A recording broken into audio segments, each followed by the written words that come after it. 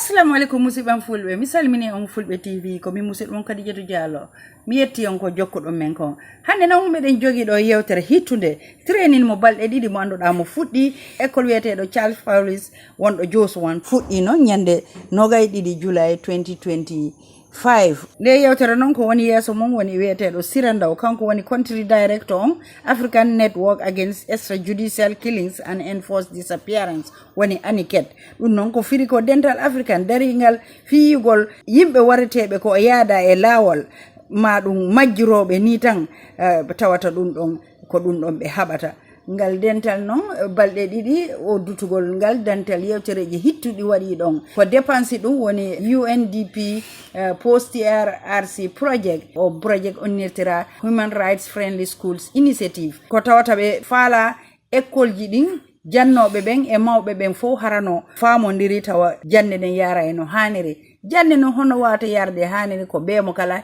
heba hakke mum te non don andi cadele buyno ton ko tawata tampinay sukabe nda go ay sukabe go jannobe no hebini be ma suka gorko no hebini janno dum don fo no woni ton cadele de anduda hibe dari tan fi yugol wonde ma yewtereji waday findina sukabe mo kala anda hagmon anda hono yarata ha tawata jande nay yara yeso haray jokke men tan hedo don di yewtereji hittudi wadude en o nokku mo tawata école ji tati fotti don woni Darijo Comprehensive School Rose Astu tawti hen kadi Charles Fowlis manduda ka école mabbe tigi programme on wari o meeting non jannobe no ton jangobe kadi no ton tawti hen neniraben dum foko yigol bantare hebike e nder jande nen jokke nde yewtere hittinde mbokay bulen ko ken netali deglulen waxtani yu am solo yi nga xamne amna ci official opening of this 2 days training si njitali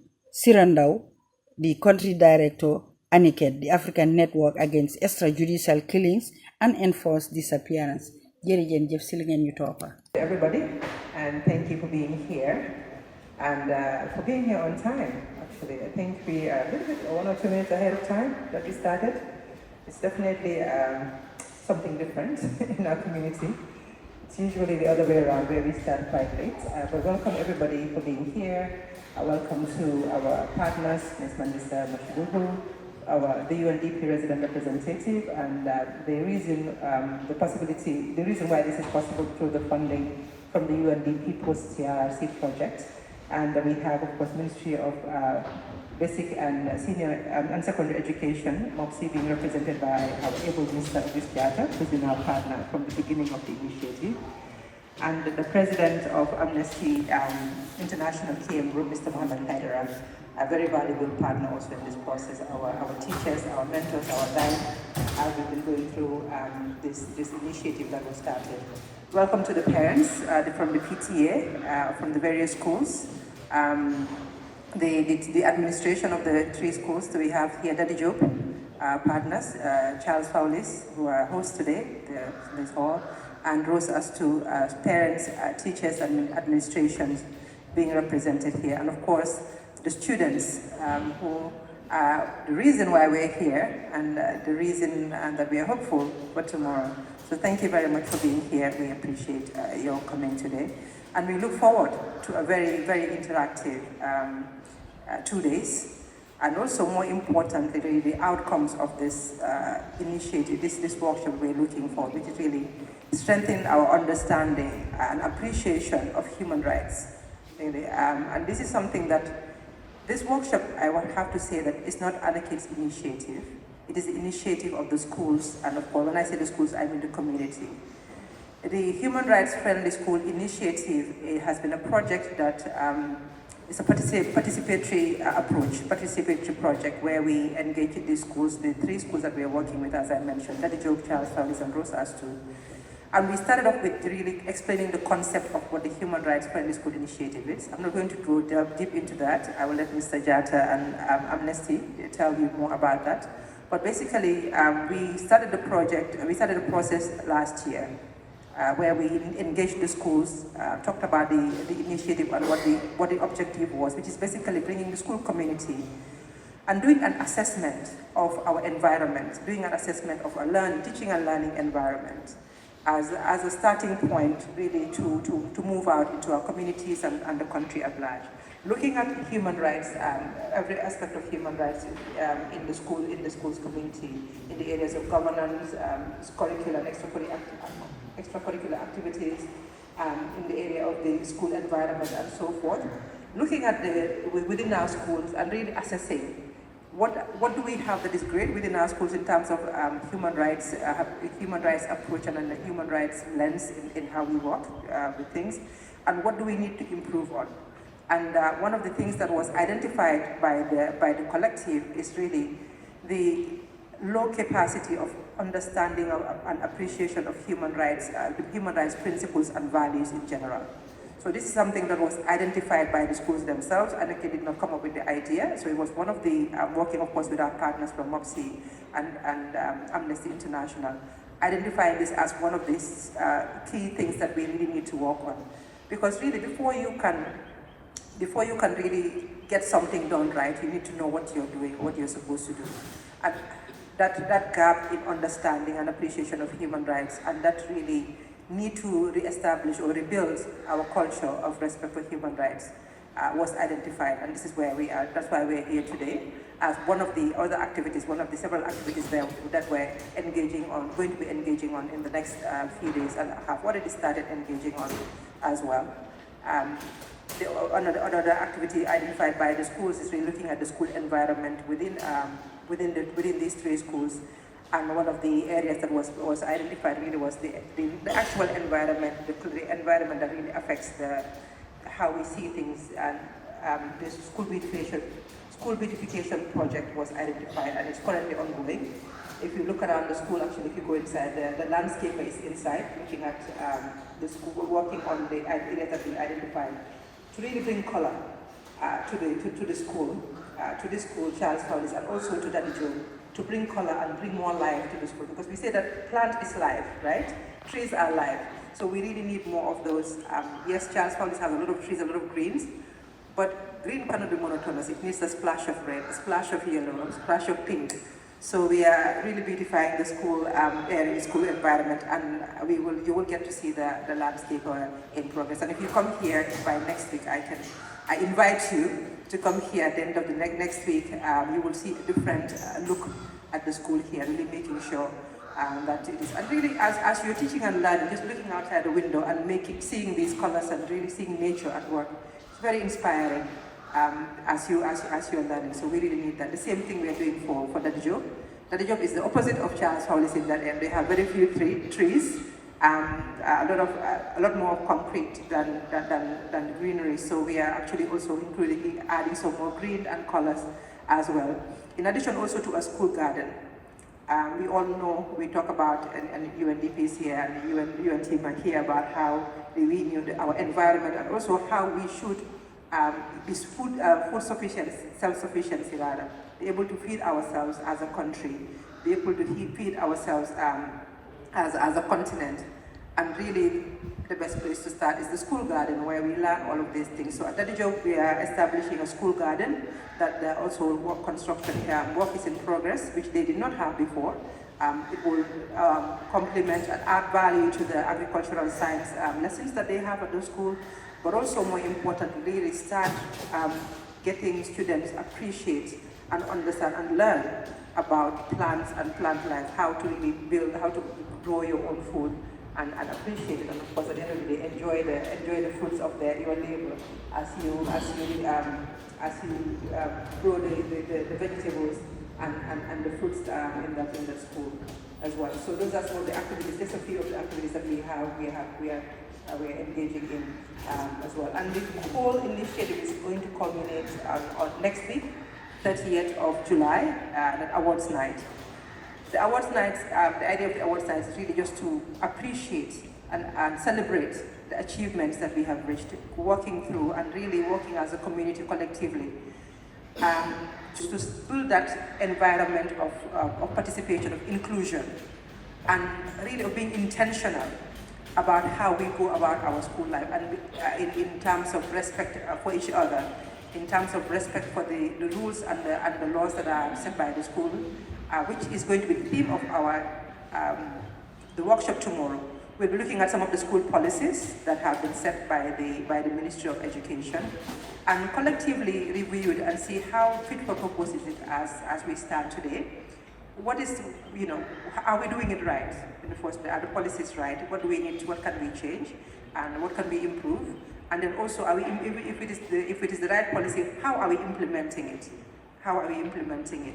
We'll be looking at the anti-littering policy and also the guidelines set by the ministry on sexual abuse in schools that we'll be looking at to really assess them. Of course, we don't have time to look at everything. We wish we could, but this is the beginning and really a start, a pilot. Then we expect as we move on, the schools to continue and the collective, not just the school, but working with MOPSI, working with Amnesty, with ANECA, with all the stakeholders, to continue looking at the policies that we have within the school. With that participatory approach. It should know how it will work best in your school. And more importantly also, adapting it to your own school environment as well. It is very important. What they do in Rose as to should not necessarily hold in what is done at Daddy Job. And what is done at Daddy Job should not necessarily be the same exact thing that is done at Charles Fowlis. Yes, we are all students, we are all parents, we are all teachers and administration, but there are certain nuances that every school has that could be different in terms of really how we experience this on a daily basis. So that's what we'll be looking at. So we have our partners from NEA who will be joining us tomorrow, and of course MOPSI with the guidelines and our partners from the Female Lawyers Association. We're expecting tomorrow to join us to look at all of these things, really learning and relearning or really encouraging participatory approach to teaching and learning. Principal Oji Benson, thank you very much for hosting us this morning with your students. The Country Director of ANECA, Madame Sirandao, Mr. Mohammed, representative of the Amnesty International, Mr. Jata, Ministry of Basic and Secondary Education, distinguished school administrators, teachers, are parents here? Yes. Parents, and most importantly, the students. Good morning. It's an honor for me to be here with you today at this Human Rights Capacity Building Workshop, an initiative that speaks not only to the wounds of the past, but to the promise of the future. From 1994 to 2017, the Gambia endured a painful chapter marked by systemic human rights violations. The Truth, Reconciliation and Reparations Commission has courageously documented these abuses, giving voice to survivors and laying the foundation for national healing. But truth alone is not enough. Reconciliation demands action, justice demands education, and prevention demands transformation. I believe that is why we're here today with this fantastic program that you've all initiated. This engagement, supported by the United Nations Development Program and OHCHR through the Post-TRRC project, is intended as more than a training session.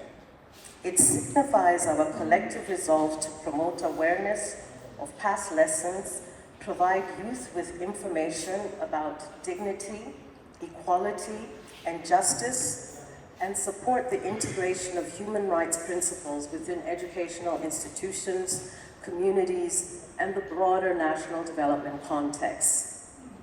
We commend ANECA, the Ministry of Basic and Secondary Education, and Amnesty International for their visionary leadership in adapting the human rights-friendly school model to the Gambian context. The Memory House Initiative is a powerful example of survivor-centered education, one that connects history to hope and remembrance to responsibility. By engaging students, teachers, parents, and administrators, this program is building a whole of society, whole of school culture, of rights and respect.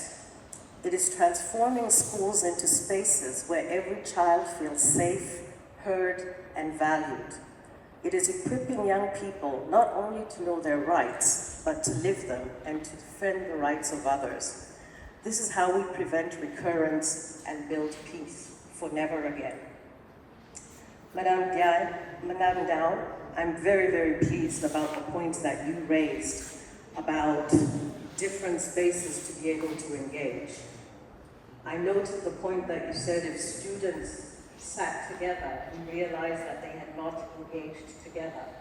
And sometimes they may not speak if parents are there or administrators are there.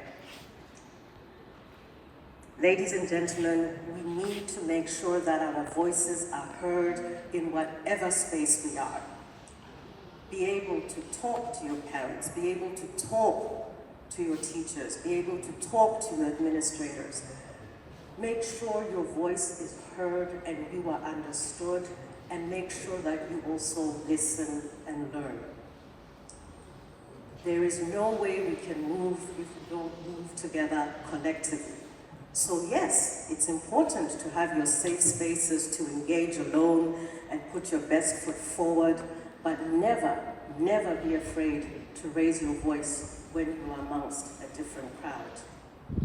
For us, our former administrator, Achim Steiner, reminded us at the Human Rights Council that peace and development are inseparable, both anchored in the protection and promotion of human rights. This principle is at the heart of the work that you're doing here in the Gambia and around the world.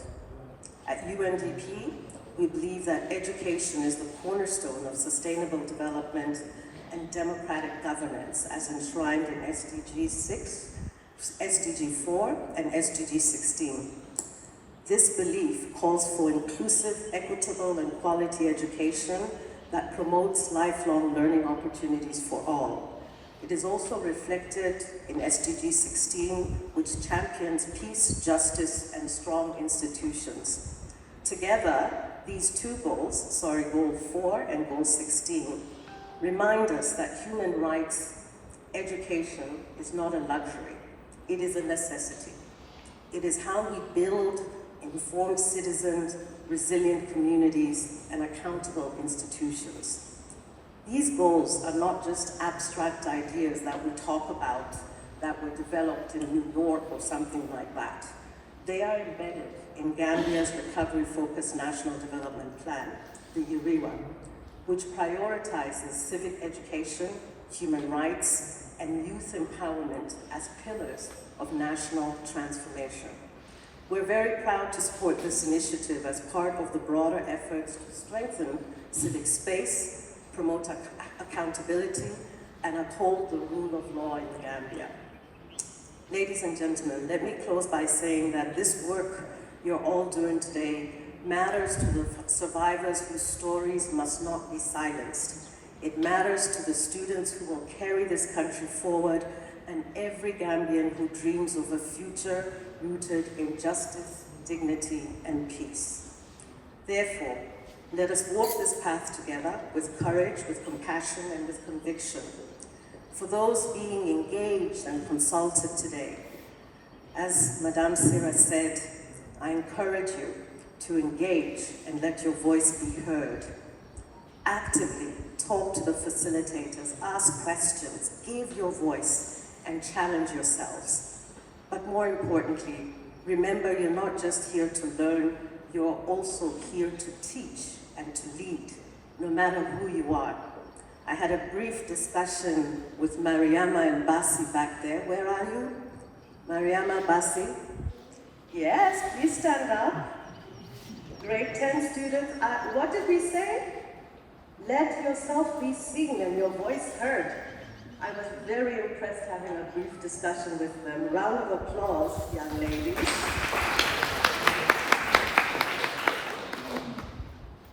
Is there a lot of pressure here?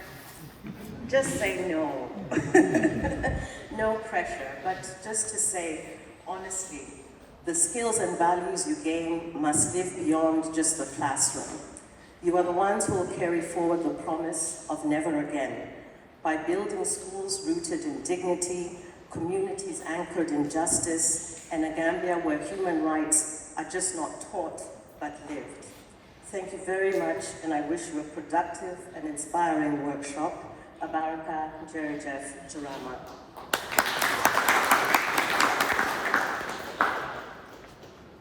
Ms. Mandisa, for those encouraging words. I hope that everybody was listening especially the students in the back. She's right. You know, I hope that we all do our best today to rise up to the challenges that she set for us and put our best foot forward so we can get as much as we can out of today's proceedings. All right, next up, it is my pleasure to introduce Mr. Jata from the Ministry of Education for some more inspiring words. Good morning. To the members of the high table, I will want to step on the already existing protocols and greet the panelists and also the participants from the respective areas of studies. It's good to see you here. I bring you greetings from the Permanent Secretary, Moses Mendy, to my Director Ajara Tutita Jata, to actually come in and then give a statement on behalf of MOPSI. I would like to acknowledge that I have my lecturer here, Monsieur Mas, good to see you. Permission to carry on? Thank you, sir. Yes, so it's good to be in this kind of gathering. The Minister of Basic and Secondary Education take issues of human rights, you know, in its highest esteem. And that is why, going to the policy, you see that under the Life Skills Education unit I am heading, is actually bringing out the nitty-gritties in which human rights education should be promoted, in terms of children's rights, in terms of teachers, or in terms of, you know, the way civic education should be introduced in the schools. And that is more reason why you can see in the new revised curriculum, civic education, because a core mandate for all schools, or for all students, being in the science and the field, arts or commerce field. Civic education becomes responsible for everybody. The Human Rights Friendly School Project has done a tremendous achievement in terms of the respective schools that were there. And that is why when Aniket came in with this proposal, we tried by all means to come out and give all our support, because we've known actually the impact that this project has made in the schools, that we are actually, part of the human rights, we call it the HRFS project in the Gambia. Actually, when we started it, we had 6 schools that were enrolled initially, and it was one school for each region. You know, we start with Region 1, we had Newstar representing Region 1, Region 2 we have C4, Region 3 we have Farafenye, whilst Region 4 was Tahir Ahmadiyya, Region 5 Bilkamaba, and Region 6 Fatoto. These are the schools that started it, and we've seen the impact that it's made. And that's why when they came in to say they want to also look at schools here, that they want to also be part of this project, we said, yeah, this is a welcoming news, because we know the impact that it made. You know, in terms of, we realize that, the time and the era we are coming in, it's important that we empower students.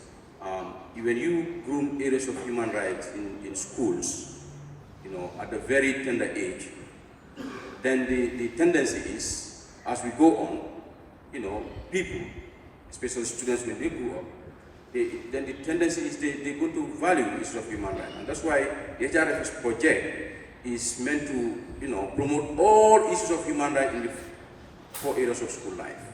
And that is why it is important that we at MOPSI, we put in our efforts, which is very, sacrosanct as far as the human rights values are concerned.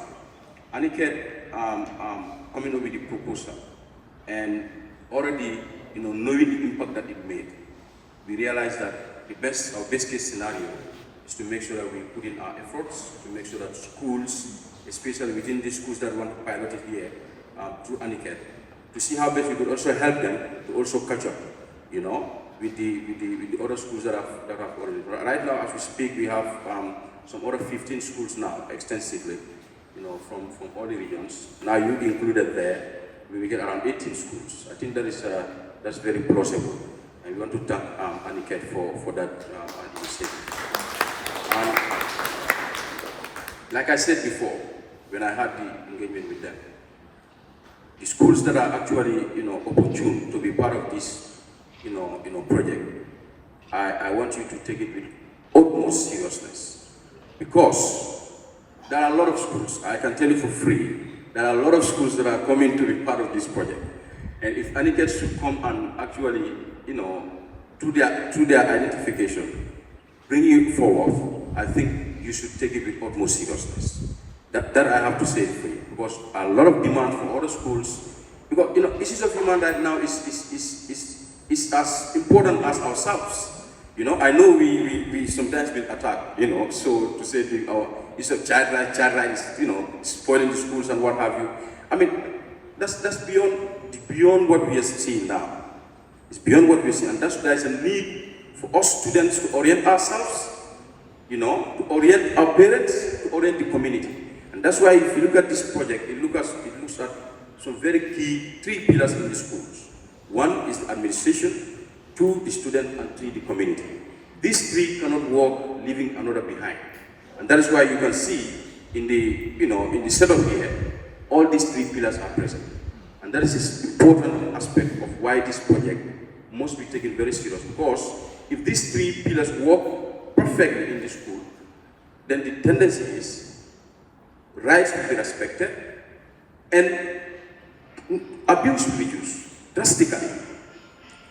So we take it very serious at the ministry, and that is why, like Madam Dow alluded to, perhaps tomorrow when we look at areas that we're also emphasizing on, we try by all means to make sure that issues of corporal punishment, which is actually an abuse of the child, is reduced drastically.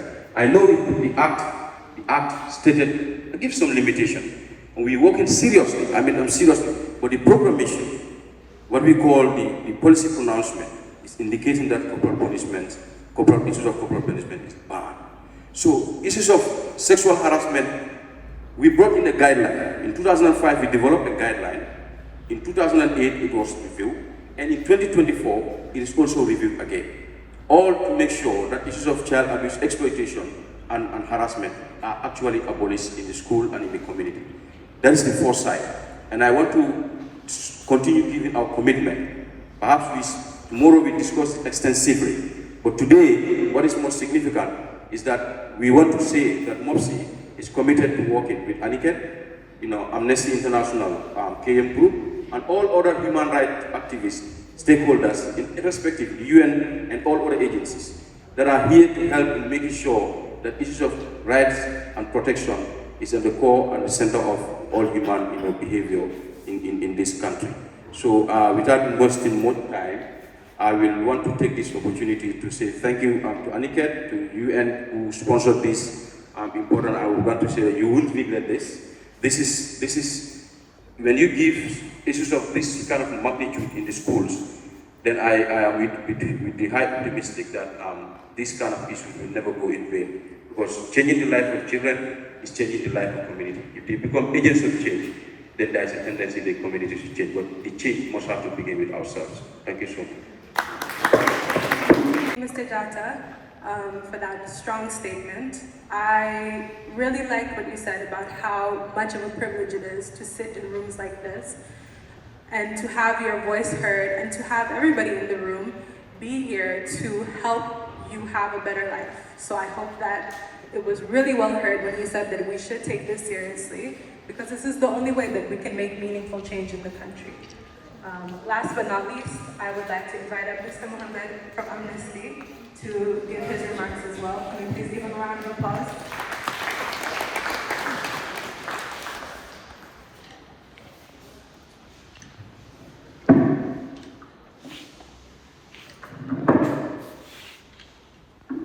Good morning to you all, and Assalamu alaikum is Islamic way.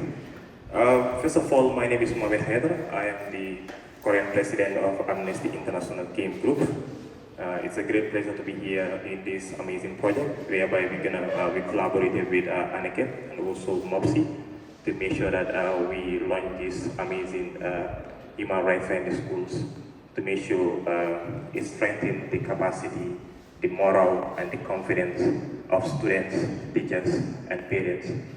I know some of you are wondering why do we have to boost the moral, confidence and commitment of both parents, students, and teachers in this amazing project. So first of all, this human rights initiative, just like what Mr. Jada said, Amnesty launched this human rights friendly school initiative, and then Amnesty started working with university to make sure they understand what are the gaps are. And today we are still dealing with those gaps, because goddamn we are still in a transitional period, because till now so many reforms are still pending and there's a lot of work that has to be done. So first of all, just taking you through what Amnesty will be looking through in this amazing initiative, that is the Human Rights Friendly School Initiative. I know some of the, our parents used to say that, this is Western mindset, but we are saying no. I believe it's based on how they understand what those Human Rights Friendly School Initiative mean. So first of all, this project will be looking at four important components of the school activity. That is one, that is the governance. Every school has a governance, meaning it has a policy that determines how the school needs to be run and what are to be taught in the schools. And the other component with is the relationship or the collaboration. This is talking about relationship between teachers and students, relationship between students and their principal, teachers and the principal itself.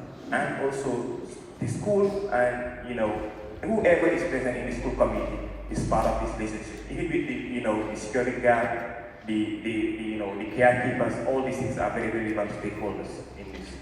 And then we also look another aspect, that is the school curriculum, because it's very important for us to know what is to be learned and what is to be taught, and how students need to express themselves in these initiatives.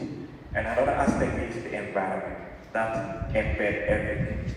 The environment needs to be so much accessible, not only to us that we feel like we are so privileged, but even people with disability also need to be considered. The school environment, in terms of environmental friendly, it needs to be very, convenient as well, to make sure that, the school encourage good moral and good confidence in the student. So looking at all these things, then we have a provocative question that we normally put through this initiative. If you look at the governance systems, it actually provokes the integrity of the schools to know how human rights friendly do the school want to become. Because it's very important. If students cannot express themselves, if the teachers cannot express themselves, if people are not willing to criticize the leadership of the school activity or the school governance system, then how are we going to deal with a better society that we wanted? So this work is going to help the students to have the confidence to know what are their rights. We always say this: where your rights stop, that's where someone else's rights start. So it does not mean that yes, it's your right, but you also have a limitation in every society, because the school structure already has the guide. But how many of our parents normally go through this school structure to know what does the governing system of this school structure says? We sometimes put our schools in certain, put our kids or children in certain schools without knowing what does the school governing system says. And then it becomes another conflict between the parents and the school authority. Before that, we all need to be aware. But how many students also are fully aware of their school governing system or their school structure? Or what does the policy of their school says? These things are also very important. It helps you to know your right, how you need to defend yourself, how you need to address things, amicably. So this is what the whole process is going to help us to learn through. That's why I'm glad that MOPSI, Mr. Jan highlighted some of the policies that MOPSI have raised. But without that is not the only limitation. The school also has its own policy that they have also put in place. And the student, I'm glad probably there might be a human rights friendly court in this school, probably. If it's not, but this human rights friendly school initiative will be the framework that will help the clubs to develop themselves. Developing themselves is to make sure that they understood what they need to do. In the sense that, in the aspect that I have highlighted, in the good governance system, we have my kids, because sometimes we think that having a staff meeting without involving students, then because whatever you discuss, it has to go to the student. So we normally encourage that to have that inclusivity, to make sure that at least have the head, every school have a head boy and a head girl. Include them in decision making. Let them know that this is what the teachers and the principal are deciding on their behalf, so that at least they could have a say and say, we think this is convenient for us, or sir, we think this is not convenient for us. This is the kind of school system that we wanted to see in our society. But we don't want to see a society whereby we don't want to hold ourselves accountable, but we want to hold the state accountable. It doesn't work that way. Accountability starts from us, individually. What we do in our schools, what we do in our homes, what we do in our society, then that's the time that you can able to tackle this thing. But you can't, you can't be very wrong in your home and you want to say that you want to address someone else. That will not work. So with that, like I say, this is what the human rights framework is all about, and it's definitely going to make sure that even myself standing here, you can hold me accountable and make sure that I do the needful on the right time and the right issue need to be done. Thank you very much, ladies and gentlemen.